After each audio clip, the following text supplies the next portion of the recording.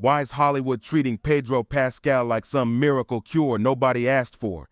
It's like they're force-feeding him to us like a sketchy product in a shady experiment. And now the internet's overflowing with this whole Daddy Pedro mess, like it's some massive PR scheme. Guess what? It is, and we're not just supposed to sit quiet and swallow it, but people are catching on. They're fed up with the non-stop hype, the phony tough guy act, and this weird Pedro Pascal media experiment. Let's be real here. Pedro Pascal didn't just blow up out of nowhere with charm, luck, and talent. Nah, this dude was built like a pop culture Frankenstein. He's a made-for-media product, wrapped up real nice, shoved down our screens, and handed a spotlight like it was his birthright. And the flavor? Man, it's giving cold, watered-down soy milk, expired. Ask yourself this. Who out here was actually begging to see Pedro Pascal in every single corner of the entertainment world? 1 second, he's a masked bounty hunter in Star Wars, blink again and boom. He's surviving apocalypse vibes in The Last of Us. Then he's out here pushing Apple products, stunting at the Met Gala, shedding tears in Vanity Fair spread. And now they're tossing his name around for Dr. Doom? Like, what are we even watching right now? But it's not just that he's everywhere, it's how they're pushing him. The whole media campaign feels like one of those cringy late-night infomercials that just won't quit. And it's not just Pedro's a solid actor. Nope, they're selling him like some magical rebrand of masculinity. He's your emotionally available father figure. He's edgy and soft. He's the quirky tough guy. Like, come on. He gets teary-eyed on demand, demolishes cheese plates like it's a sport, and spins stories in cartoon voices like he's auditioning for a kid's birthday gig. That's not giving man. That's giving character. Pedro Pascal isn't a guy. He's a whole aesthetic. A carefully packaged, scented, glammed-up greeting card for the internet crowd that lives on likes and hashtags. And now we've got Spike Jonze, literal Hollywood royalty, calling him the future of masculinity. Say what? Who even decided that? Because I never got that email. I didn't check that box. I don't remember being part of that vote. What kind of upside-down world are we trapped in where Pedro Pascal doing interpretive dance in an Apple ad is considered the new blueprint for what it means to be a man? Let me break it down. Real masculinity doesn't need a hype squad. It doesn't need flashing headlines every other day or staged fashion shoots in thigh-high Saint Laurent boots. Back in the day, being a man had weight. John Wayne didn't have to sob into a fancy cocktail to prove his worth. Stallone didn't rock lipstick to become a legend. And Schwarzenegger? He didn't need a pants-free glam spread in Vanity Fair to own the room. But Pedro, he needs the full circus. Every glossy magazine cover, every trending meme, every thirst comment on TikTok. Internet's daddy? Come on, more like internet's diva. This man's out here blocking folks for not worshiping him and striking fashion blogger poses like it's runway season 24/7. That's not a dad vibe, that's a reality show character. And the media's obsession is not just over the top anymore. It's straight up clinical. This ain't admiration. This is straight up propaganda. Vanity Fair is out here writing full-blown love letters about Pedro Pascal's emotional depth like he's the second coming of Mr. Rogers, but with a designer Gucci scarf and a tear duct on standby, and now even Robert Downey Jr., the Iron Man himself, the dude who once repped real alpha energy on screen, is suddenly hyping up Pedro like he's some kind of Hollywood savior. What's going on? Did Marvel put him on the payroll to do PR rehab? Downey said Pedro Pascal's rise restores his faith in the industry. Really, Tony? That's the turning point? Not the talent drying up, not the studios fumbling billion-dollar franchises, but Pedro Pascal pulling up an eyeliner? This ain't a comeback story. It's a panic move. Marvel's slipping. Star Wars is lost in space. Every major studio is bleeding cash, desperately pushing out half-baked remakes and agenda-packed scripts that turn off half the viewers. And now, the big fix? Just slap Pedro Pascal into every single franchise like he's gonna plug the leaks with his cheekbones and quirky TikToks?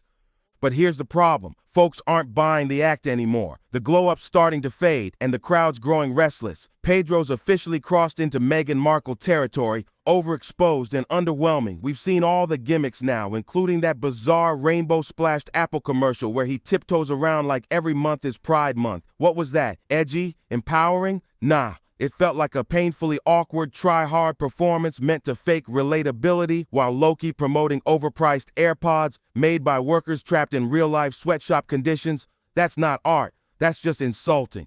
Oh, but wait. Pedro's not just a fashion icon. He's the moral compass now, too. And that's where this whole thing turns into a full-on parody. The moral posturing is wild. This guy straight up called J.K. Rowling a heinous loser just because she celebrated her country defining what a woman is in legal terms. That's it. A fact. A real, documented, biological reality. And apparently Pedro thought she needed his approval first. For facts? Seriously? Somebody call the Thought Patrol because clearly opinions now need to pass the Pedro filter. This is J.K. Rowling we're talking about, the woman who created one of the most iconic franchises ever. She built a global empire from nothing, sold over 500 million books, and brought the wizarding world into every corner of the planet. She didn't hop on some trending train, she laid the tracks. Pedro Pascal, he couldn't even dream of creating a cultural moment that massive. Being a sidekick in a video game TV show doesn't exactly put you on Rowling's level. But still, here he is, part of the mob coming for her neck just because she said what a whole lot of people are thinking, that being a woman is about biology, not just mood swings, vibes, or updated Twitter bios. But here comes Pedro, strutting in with a velvet blazer and thigh-high boots like he's riding into battle, except the only thing he's armed with is a recycled Twitter rant. It's the same old Hollywood formula. Punch down on unpopular opinions, yell the trendy stuff the crowd wants to hear, and wait for the applause like it's an award show. Because that's the game now. Not truth, not nuance, just loud outrage in a glittery package. It's all hashtags, fake virtue, and overpriced cologne. And that's the new brand of masculinity they're selling us? Give me a break. It's all smoke mirrors and zero substance. It's empty, it's breakable, it's Pedro Pascal. And while we're on the topic of acting, let's not pretend this man's talent matches the level of spotlight he's getting. Be honest for a second. Mute any of Pedro Pascal's performances and seriously, just kill the sound. Would you even notice he was there? Be real. Let's start with The Mandalorian. That wasn't acting. That was straight up voiceover with a helmet. You could have hired a GPS voice, stuck it in a tin can, and the audience wouldn't have blinked. That role didn't need Pedro. It needed a mic and a sound booth. Then there's The Last of Us. He's playing Joel like a sleep-deprived robot on antidepressants. Slow, dreary, same tired facial expression for 9 straight episodes. One mood, one voice, one look. That ain't range. That's autopilot. Even in Narcos, he was more of a mustache than a main event. The tension in that show carried him, not the other way around. His presence barely filled the room, let alone dominated a scene. When you actually break it down, the guy's range is paper thin, and his delivery, flat like hotel pancakes. And that so-called charisma the media won't stop drooling over, that's not real charm. That's editing. That's filters, sound bites, and TikTok-ready clips. The internet's been handed the most processed version of him possible, polished, packaged, and PR-approved. Yet somehow, despite all that, he's everywhere. Every reboot, every spin-off, every cash-grab franchise with a heartbeat, open any streaming app and boom, there he is. Again, in 3 genres at once. From Netflix posters to Apple ads, from GQ cover shoots to Comic-Con panels, it's a full-blown media takeover. It's like Hollywood tried to clone Oscar Isaac but left out the depth module. Pedro isn't just overexposed, he's turned into the literal poster boy for overexposure. At this point, he's not even a celebrity. He's a walking marketing campaign. He's basically the walking definition of franchise fatigue. No matter how many times they remix him, cowboy, space dad, artsy villain, you name it, the result's always the same. Pedro Pascal doing his usual Pedro Pascal thing, just with a wardrobe change. But maybe that's not a bug. Maybe that's the whole point. Maybe Pedro's not here to show growth, evolution, or any real depth. Maybe he's just supposed to exist, not as an actor, not even as a celeb, but as a symbol. A shiny, talkative billboard for Hollywood's freshly polished, media-approved version of masculinity. He's not a character anymore, now he's a campaign. Masculinity, but with all the strength drained out and replaced with glitter, perfume, and curated vulnerability. Grit, gone. Replaced with glam. Courage? Nah, just conformity now. Leadership? Traded for social media likes. Pedro Pascal isn't the next man's man. He's the industry's projection of what a man should look like in this age of hashtags and hot takes. Because let's be honest, in today's version of manhood, if you're not weeping on cue, showing up to every Pride event, publicly slamming J.K. Rowling and rocking a gender-blurred pantsuit on the red carpet, you're labeled problematic. So forget being strong, forget being steady. Now it's all about being fragile, trendy, and camera-ready. Hollywood doesn't want real men, it wants mascots. Flashy, emotional, hyper-styled mascots who never challenge the script and always know when to drop the right buzzwords. They don't want protectors, they want performers, not leaders, just influencers in designer fits. And if you dare raise a brow, if you dare say, hey, this feels kind of forced, boom, you're a bigot, a relic, a knuckle-dragging caveman who just doesn't get it. Well, guess what? I get it. I absolutely get it. Pedro Pascal isn't masculinity. He's the idea of masculinity that fits the current narrative. He's not built to protect or inspire. He's built to pose, to nod, smile, and blend perfectly into this post-truth performance we're all watching play out. And now here we are, the final phase of the Pedro Pascal saturation plan. He's not just playing characters anymore. Now he is the character. The media doesn't report on him. They worship him. Every headline reads like a scripted fan letter. Pedro opens up about trauma. Pedro redefines masculinity again. Pedro wears boots and breaks the internet. Like, how many times are we going to pretend this is revolutionary? We're not watching an actor's journey. We're watching a PR stunt that never ends. It's a full-time role now. Professional Pedro, the sensitive soldier, the quirky king, the woke warrior, he's become a content machine. Recycled sound bites, outfit breakdowns, overanalyzed Instagram captions, endless TikTok edits where he smirks for 2 seconds, and it's treated like gospel. And here's the kicker. None of this even feels real. You can smell the branding from space. Every moment looks staged. Every tear feels rehearsed. Every vulnerable quote sounds like it was cleared by 5 publicists and a social justice consultant. Pedro Pascal doesn't exist to challenge anyone. He exists to be safe, palatable, marketable, a polished mirror for the entertainment machine to reflect back the message it wants you to clap for. It's not about art anymore. It's about alignment. About saying the right things at the right time to the right people. Doesn't matter if it's authentic, doesn't matter if it's earned. As long as it trends, it wins.